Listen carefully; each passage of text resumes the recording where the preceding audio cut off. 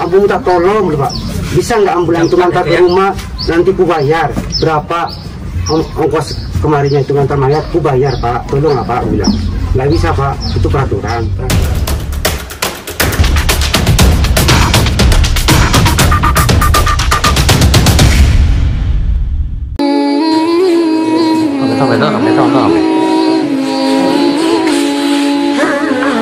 Sungguh memilukan, seorang suami di Kabupaten Mukomuko, Provinsi Bengkulu terpaksa membawa jenazah istrinya menggunakan sepeda motor, lantaran tidak mendapat ambulans dari RSUD setempat.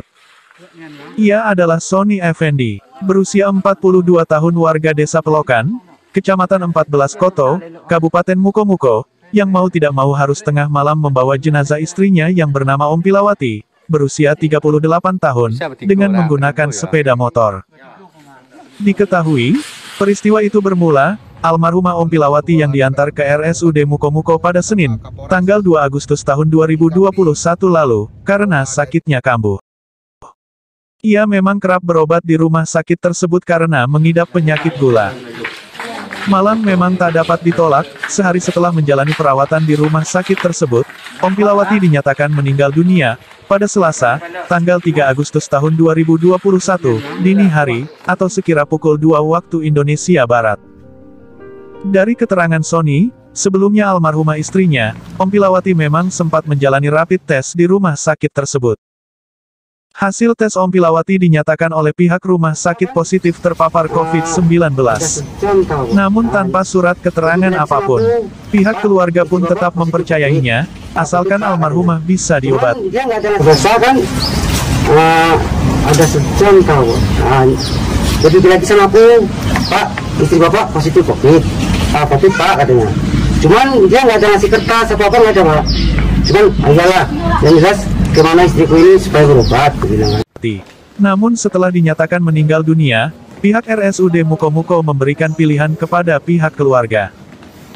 Jika tidak mau dinyatakan jenazah pasien COVID-19, pihak keluarga harus menandatangani surat pernyataan. Akhirnya, pihak keluarga menandatangani surat pernyataan tersebut. Akibatnya, pihak rumah sakit tidak mau menyediakan ambulans untuk mengantar jenazah ke rumah duka, meskipun pihak keluarga sudah memohon. Apalagi, situasi saat itu dini hari, dan ambulans lain sangat sulit dicari. Kalau memang nggak mau COVID, tanda tangan surat ini, kata dia. Nah, terus, tapi ya sebelum bawa tangan-tangan, pikir dulu. Kami, Bapak udah tangan-tangan ini, saya kan, pihak kami nggak ada nyiapkan mobil, kata dia. Suruh cari mobil sendiri, kata dia kan. Karena jelas tidak COVID berarti. Iya, jadi udah gitu, seandainya lah Pak, kalau nggak ada mobil, pakai motor bisa. Itu serah Bapak, kata dia kan. Nah, nggak ada ngurangi, nggak ada nambahin Pak. Alhamdulillah dengan Allah, kayak gitu dia ngomong. Nah, udah gitu, oh ya, Bapak sebelum tangan beli itu materai katanya. Untuk beli materai sampai ke Kapolres Pak. Terus nggak ada sampai ke SP6, nggak ada yang buka. Terus saya balik lagi ke sana, Pak. Materai nggak ada, gimana Pak? Ya udah, tanda tangan aja, materinya bisa nyusul besok pagi. Aku udah besok yang masang, kata dia. Ya syukur alhamdulillah. Lalu itu, ini kemarin Pak, ya udah. Terus Pak, mau cari mobil luar, kami nggak ada nyiapin mobil, kata dia kan. Oke, saya cari mobil tuh Pak. Kalau berapa saya hubungin, orang sini berapa orang? Banyak semua lah. Nah, banyak orang lah. Dan dari Penari juga saya hubungi cari mobil Pak. Nah, sampai jam 4 pagi mentok Pak, nggak ada lagi mobil. Mau pergi lagi ke sana, Pak, aku minta tolong Pak, istriku ada butuh sinan, tolong lah Pak pengertiannya Pak, antarlah pulang. Kalau COVID lah. Nah, kalau COVID nggak masalah Pak, yang jelas istriku nggak pulang. Nah, kan gitu kan Pak. Jadi nggak bisa lagi Pak, Bapak udah teken, kata dia. Ini aja, aku minta tolong Pak, bisa nggak ambulan itu ngantar ke rumah, nanti ku bayar berapa ongkos kemarinnya itu ngantar mayat, ku bayar Pak, tolong lah Pak, bilang. Nggak bisa Pak, itu peraturan. Karena sudah putus asa, Sony akhirnya berunding dengan pihak keluarga lainnya. Hingga diputuskan, Sony Effendi, terpaksa mau tidak mau, harus membawa jenazah istrinya itu dengan sepeda motor. Sementara, pihak RSUD Mukomuko membantah tuduhan itu. Baginya peristiwa tersebut terjadi hanya karena kesalahpahaman. Pihak rumah sakit mengaku sigap dalam memberikan pelayanan berupa ambulans 24 jam, bagi pasien yang meninggal di RSUD tersebut. termasuk pemulasaran jenazah pasien COVID-19, kesediaan peti, dan perlengkapan lainnya.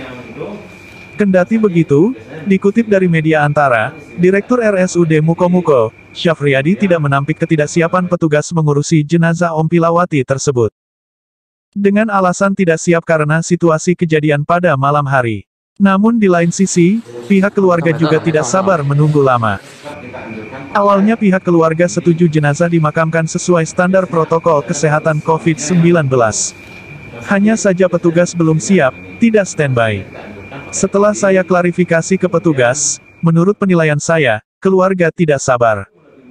Jadi, tidak benar RSUD enggan memfasilitasi ambulans, ini karena miskomunikasi saja, ujar Syafriyadi.